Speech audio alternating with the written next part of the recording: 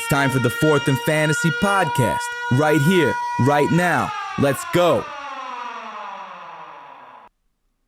Hello once again, everyone, and welcome to the 6th episode of the Fourth and Fantasy podcast. My name is Riley Burnett, and I cannot believe that we are already on episode 6 of this. It feels like just yesterday that I kind of had the idea to do this, and now here we are a month and a half later recording episode 6. Today, for the entirety of the episode, I am going to be in my in-home studio, which means, unfortunately, I do not have a phone interview or in-person interview to share with you all today, but I still have a lot of notes that I would like to run through to, drop a little knowledge for this upcoming week. So, this past week in the NFL, of course, Sunday was National Tight End Day. We'll talk about that a little later, but definitely an interesting week. Obviously, we had one thing that immediately sticks out to me is the Cam Skattebo injury, and before we get into anything else, I just want to say, obviously, thoughts are with him. Hope he is able to recover. I know that he will be. He's a dog. We're all aware of that by now, and I can't wait to see him back out on the field next year. But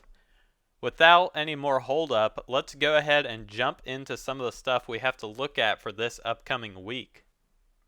So as always, we are going to start with what we call the good category. And hopefully a little sound effect just played. We're experimenting with some new stuff this week. But to start off our good or positive category for this week, I mean, a guy that really could have fallen in this category pretty much all season long, Jonathan Taylor, has been unbelievable on the ground. He had 37.4 fantasy points once again this week. 12 rushes, just 12 rushes for 153 yards and 2 scores, as well as 2 receptions for 21 receiving yards and a touchdown through the air. So, I mean, when it comes to Jonathan Taylor, obviously, he's been a guy the past few years who's always been, I guess the best term would be semi-reliable. I mean, he's been solid. Obviously, I think it was 2021 and maybe 2022 or something like that. He was very good. Definitely he's probably the top back or one of the top 2 or 3 backs. And, these past maybe 2 seasons, he's still been solid, but dealing with some injuries, had some rough patches. But this year, Jonathan Taylor has been unbelievable. Obviously, he was not a first-round pick, I would say, for 99% of drafts this fantasy season. But whoever has him, consider yourself lucky, because I am not one of those people. I mean, not that I didn't want to take Jonathan Taylor, but he never fell to me in any leagues. And I mean, if you even if you thought when you drafted that you reached for him, you absolutely didn't. He is dominating. He is the definition of a league winner this season, and he has just been fantastic all over the field. Now, another running back I want to talk about, and my note for this one just says, let James cook. And, of course, that is referring to James Cook, the Buffalo Bills running back. He had 33.6 of his own points, 19 rushes for 216, and 2 scores as well. So I don't know what's been in the air this season, or I guess I should say what's been on the ground this season, but we have seen multiple 200-yard rushing performances, or at least maybe close to it with a lot of other guys throughout this season. Obviously, I know Saquon last week, he had 176 rushing yards maybe, so I don't quite know what in the world is going on, but we have had a ton of guys who have been rushing for 150 or 200 plus yards, and let me just say, it is crazy, and I know I've touched on it a few times this year, but I mean, the passing game really controls the modern NFL, but to see some of these teams, not being afraid to go back to maybe the more standard or the more traditional playbook, you could say, and bust the ball up on the ground, it's awesome to see. And I'm sure for a lot of the older NFL fans or fantasy football owners who like getting these solid running backs, you really love to see it. But, I mean, it is just wild that in today's game, and with how athletic and how many freaks are on defenses for so many of these teams, that these guys are able to have such a high running production. And, I mean, these 2 guys, James Cook and Jonathan Taylor this week, they were pretty much the essence of ground and pound and just having those angry runs and being fantastic in the backfield.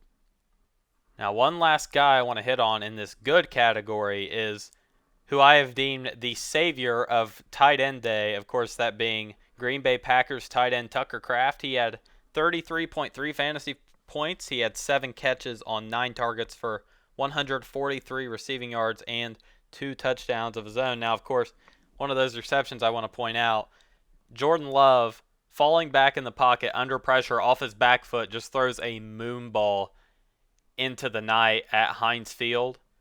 And it seemed like some of the Pittsburgh defense weren't really sure maybe, which obviously a lot of those guys are veterans and they have great instincts on the ball. But, I mean, Tucker Kraft, with that one long reception he had, that ball felt like it was in the air for 10 seconds. And lo and behold, he's underneath it, hauls it in, breaks off a huge reception to really cap off what was a fantastic performance from him in prime time. Obviously, that game was the Sunday night game this past week. And he has really been just a huge part of this Green Bay offense, obviously, who's had a good amount of success so far this season. I believe they're now maybe 5-1-1 or something along those lines. Obviously, that tie coming against Dallas. But this Green Bay offense, obviously, it has a lot of different playmakers. Josh Jacobs, fantastic. They have some receivers who might not be at their full potential yet, but have been solid in the past year or two. But Tucker Kraft has really proven himself to be one of those leaders on this offense and a guy that Jordan Love has built a lot of chemistry with this season. Now, unfortunately, with the good also comes the bad. Now, while we did have a lot of those performances last week who were good, there's more than just the 3 guys I mentioned prior. But, of course, we're going to have our not-so-good performances. Now, I want to start off talking about 3 different receivers who all actually put up identical points this past week, one being Quentin Johnston of the Los Angeles Chargers, who played last Thursday, the second guy being Jerry Jeudy of the Cleveland Browns, and last but not least, playing last night, because today is Tuesday, October 28th, is Marquise, also known as Hollywood Brown. And what did these guys have in common, you might ask? Well, they all had 0.0 fantasy points this past week. And obviously, we know some of the production that these guys have had not only this year, well, like maybe Quentin Johnston just this year, but especially Jeudy and Hollywood.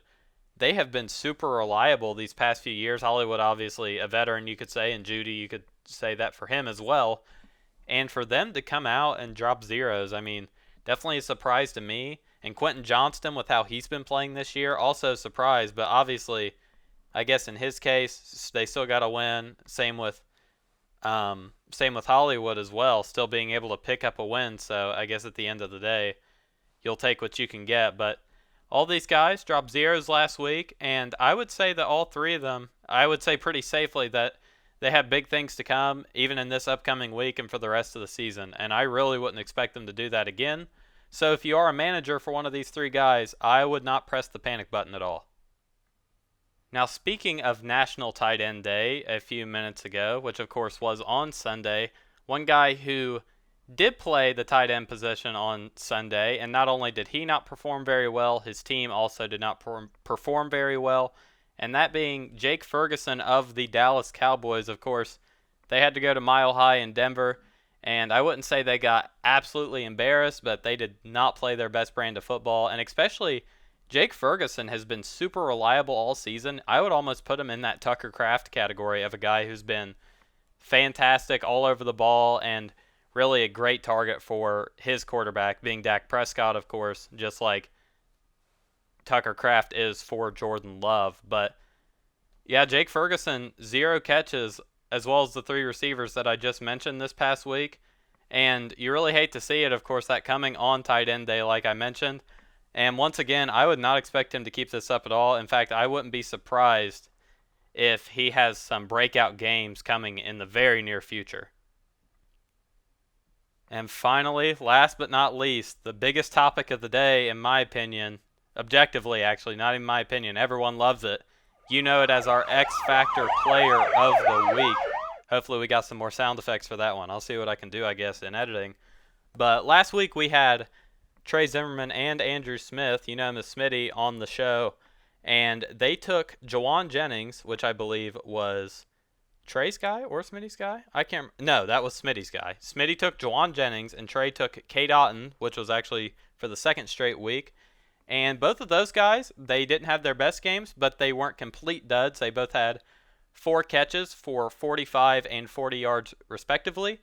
But moving on to this week, there's a guy who not a lot of people have been talking about. Obviously, he's been overshadowed by a guy I mentioned in the intro of this episode that is really going to fly under the radar, I think. I know his projections are up on NFL Fantasy, but I still think he's in store for a big week because this team is a team who is not going to roll over despite what has happened to them, and that is none other than the New York Giants and Tyrone Tracy Jr.